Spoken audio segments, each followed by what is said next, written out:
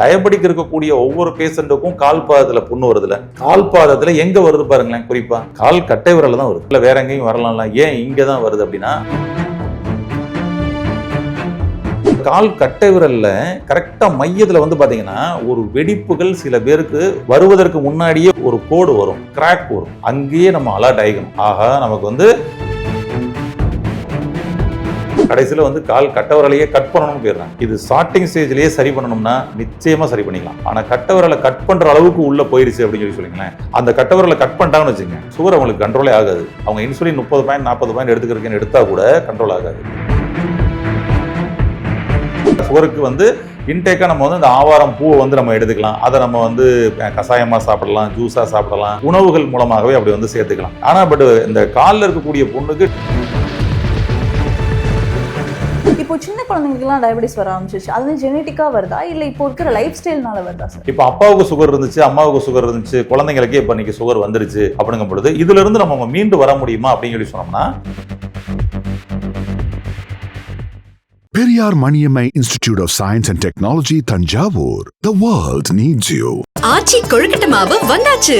ஆச்சி கொழுக்கட்டை மாவிற்கு கொழுக்கட்டை அச்சை கேட்டு வாங்குங்கள்.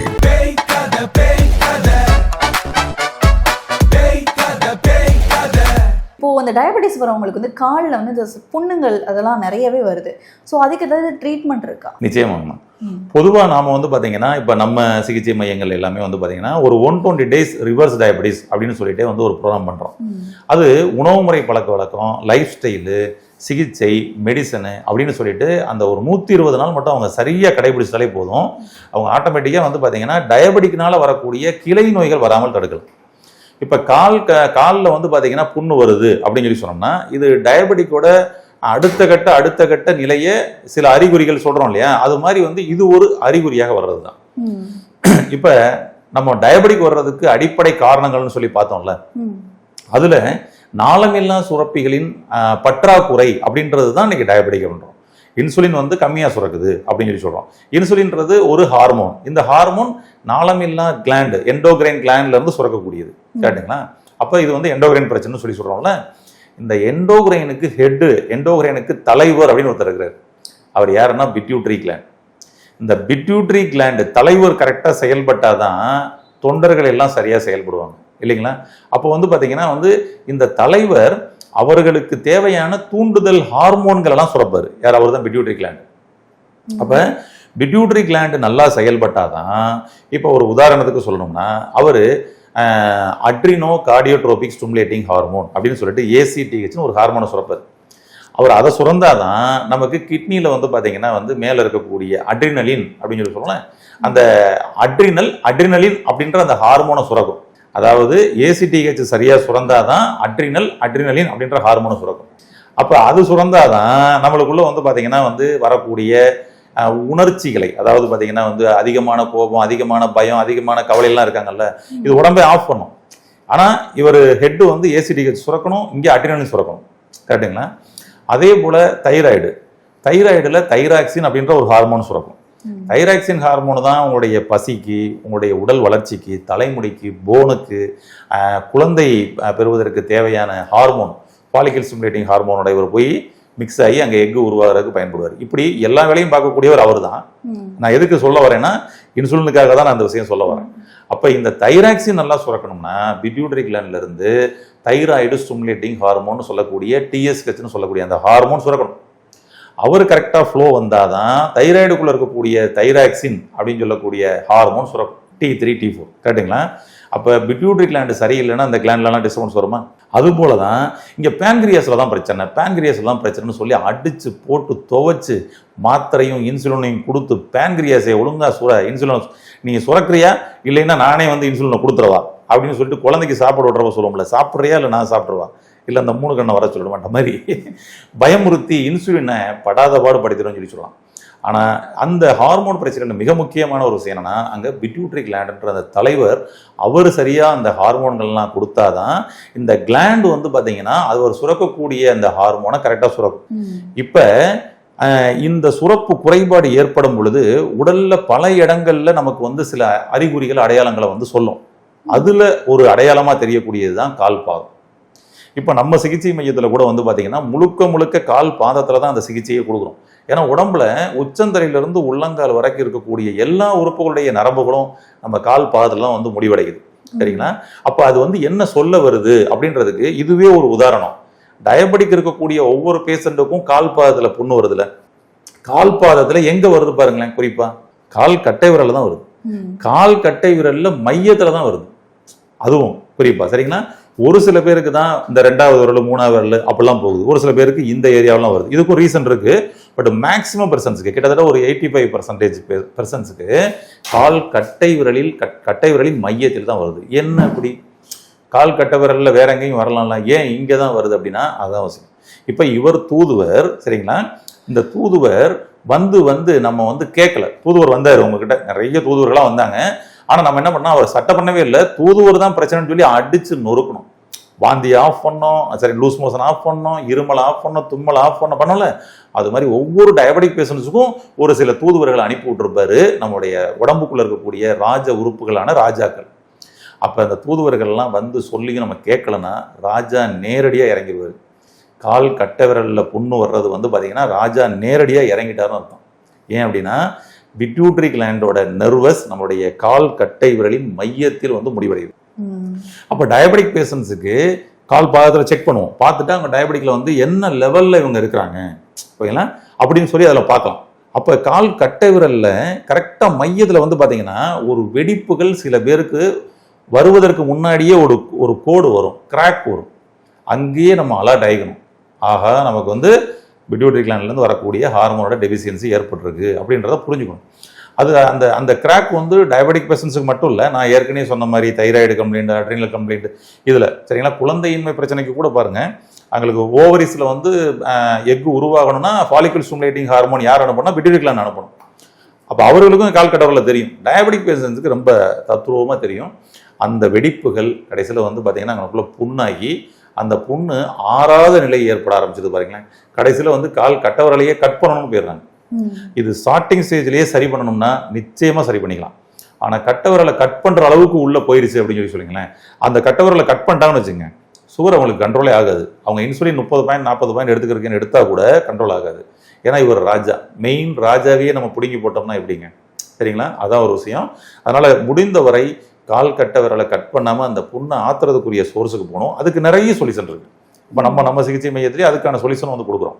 ஈஸியாக அவங்க வீட்டிலேயே வந்து பண்ணணும் அப்படின்னு சொல்லி சொன்னோம்னா, நம்ம ஆவாரம்பூ இலை இருக்கு இல்லையா, அந்த ஆவாரம்பூ இலையை அரைச்சி அங்கே வந்து பார்த்தீங்கன்னா ஒரு 10 மாதிரி வந்து போட்டு வரலாம், சரிங்களா? அதை வந்து போட்டு வரும்பொழுது ஆட்டோமேட்டிக்காக அவங்களுக்கு வந்து அந்த புண்ணு வந்து பார்த்தீங்கன்னா நல்லா வந்து ஹீல் ஆகும். ஓகேங்களா? அதுக்கு முன்னாடி திருவிழாவை அப்படியே தண்ணியில் கொதிக்க வச்சு வாஷ் பண்ணிட்டு அவங்க அதை போட்டு வந்தாங்க அப்படின்னா சூப்பராக ஹீல் ஆகும். இது சுகர் நோய்க்குமே இதுக்கு நல்ல மருந்தா இருக்கும்.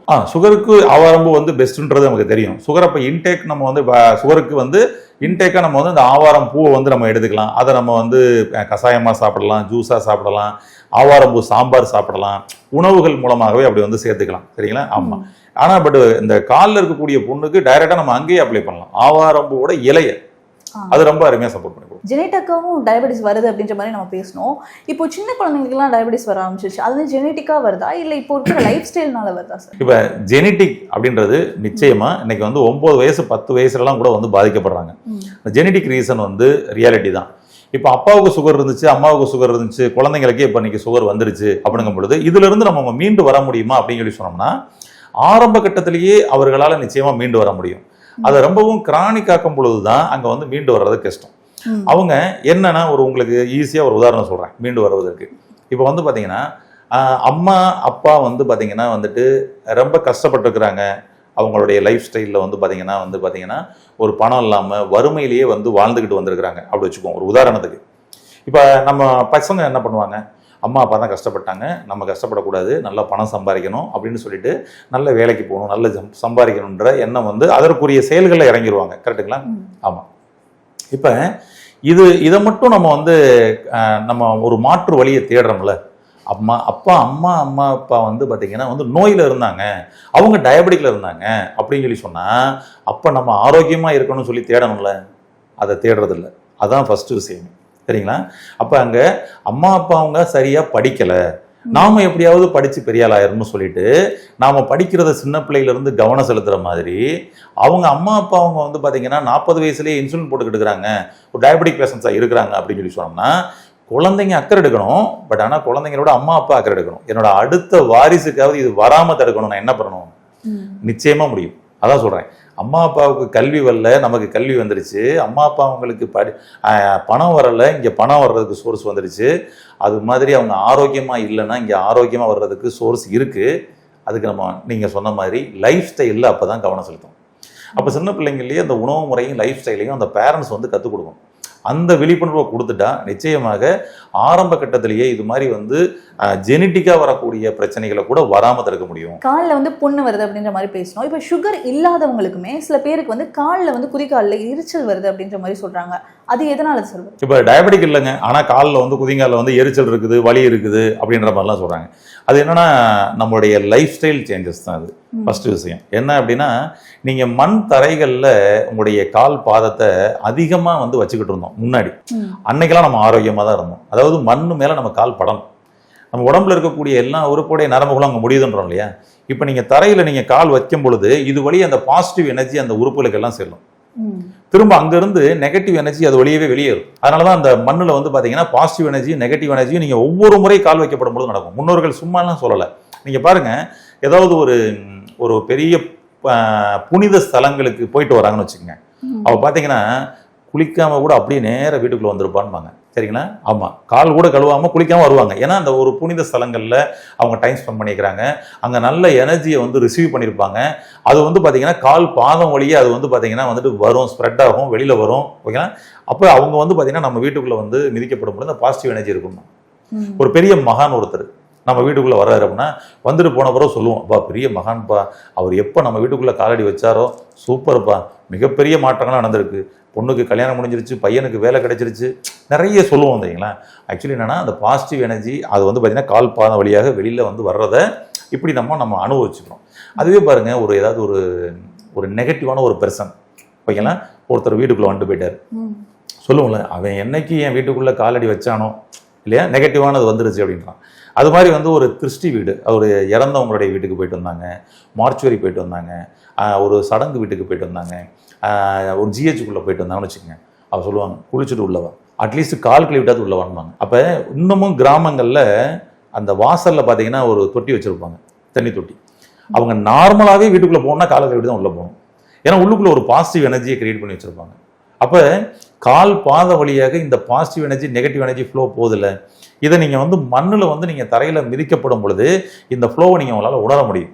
ஆனால் இன்றைக்கி நம்ம என்ன பண்ணிட்டோம்னா அதை அப்படியே கட் பண்ணி மேலே வந்து சிமெண்ட் போட்டோம், அப்புறமா டைல்ஸ் போட்டோம், அப்புறம் மார்பிள், கிரானைட்டு அப்படின்னு சொல்லிட்டு இந்த எர்த்தோட எனர்ஜியை நம்ம கட் பண்ணோம் பார்த்தீங்களா? அப்போ நம்ம வந்து கிட்டத்தட்ட அந்தரத்தில் மிதக்கிற மாதிரி தான். அப்போ நம்ம ஒரு கரண்ட் பிளக்கை போயிட்டு நீங்கள் டைரெக்டாக வந்து இன்சர்ட் பண்ணுறீங்க, நல்லா டைட்டாக இருக்குது, ஃபுல் வோல்ட், அதோட வோல்ட் என்னவோ அது கரெக்டாக அவுட்புட் வரும், லூஸ் கனெக்டாக இருக்குது. சரிங்களா? அங்கே பார்த்தீங்கன்னா லைட்டு பார்த்தீங்கன்னா டிம்மாக எரியும், விட்டு விட்டு எரியும், ஃப்ளிங்க் ஆகும். அவ்வளோதாங்க, ரொம்ப ஈஸியாக சொல்லணும்னா இதுதான். அப்போ நீங்கள் எர்த்தை நீங்கள் வந்து கட் பண்ண நம்மளுடைய பாடியில் எனர்ஜி வந்து டிஸ்டர்பன்ஸ் ஆகும். அந்த பிளக்கு வந்து பார்த்தீங்கன்னா வந்து அங்கே இதாகும் பொழுது நம்ம கரண்ட் இதில் சொன்னோம்ல, அது பார்த்தீங்கன்னா அங்கே வந்து கருப்படிக்க ஆரம்பிக்குது, வேணா அதை ஷார்ட் ஆகும்னு சொல்லுவோம் இல்லையா? அந்த பிளக்கு கால் பாதம் தான் கனெக்ட் ஆகிட்டு இருக்குதுங்க. அப்போ உங்களுக்கு கால் பாதத்தில் அலர்ட் பண்ணுது, குதிங்காலில் வலி, குதிங்காலில் எரிச்சல், எப்பா நீ வந்து கரெக்டான ப்ரொசீஜருக்கு வா. சரிங்களா? நீங்கள் யாருக்கெல்லாம் வந்திருக்குன்னு நீங்கள் யோசிச்சு பாருங்க. சரிங்களா? கிச்சனில் நல்லா அப்படியே வந்து மார்பிள் கிரானைட் போட்டு கிச்சனில் அதிக நேரம் நின்று சமைக்கிற பெண்களுக்கு, சரிங்களா, ஆஃபீஸில் IT company office any one அதில் வந்து பார்த்தீங்கன்னா வந்து சீட்டில் உட்காந்து காலை ஃபுல்லாக டைல்ஸ்லேயே வச்சிருக்கிறவங்களுக்கு, டைல்ஸ்லேயே எனி டைம் வந்து நடந்துக்கிட்டு இருக்கிறவங்களுக்கு, இவங்க தான் அதை அனுபவிக்கிறாங்க. அப்போ ஏசியில் 8 மணி நேரம் டைல்ஸில் நிற்கிறவங்களுக்கு இது வருதுல்ல, ஒரு 10 நிமிடம் போயிட்டு மண் தரையில் செப்பல்லாம் கழட்டிட்டு மண் தரையில் போய் 10 நிமிஷம் நிற்கட்டும். நடக்கிறதெல்லாம் கூட நடக்கலாம், ரொம்ப நல்லது, நிற்கட்டுமே, என்ன நடக்குதுன்னு பாருங்க. பயங்கரமா எனர்ஜி ஆயிடும் உடம்புல. அந்த குதிங்கால் வலி, அந்த குதிங்கால் எரிச்சல் போகணும்னா செப்பலை கழட்டிட்டு ஒரு 10 நிமிஷம் மண் தரையில் வாக் பண்ணோம்னா போதும், அருமையாக கிளியர். இது ஒன்றும் பெரிய விஷயம் இல்லை. என்ன நாங்கள் சொல்லுவோம்னா, பொதுவாக நம்மக்கிட்ட வரக்கூடிய கிளைண்ட்டுக்கு நல்ல ஒரு 1/2 லிட்டர் 1 லிட்டர் தண்ணி குடிச்சிட்டு நீங்கள் செப்பலை கழட்டிட்டு ஒரு 10 நிமிஷம் மண் தரையில் நடந்துட்டு திரும்ப ஒரு 1/2 லிட்டர் தண்ணி குடிங்க. ஆட்டோமேட்டிக்காக அந்த கால் பாதத்தில் எரிச்சல் வலி கிளியர்.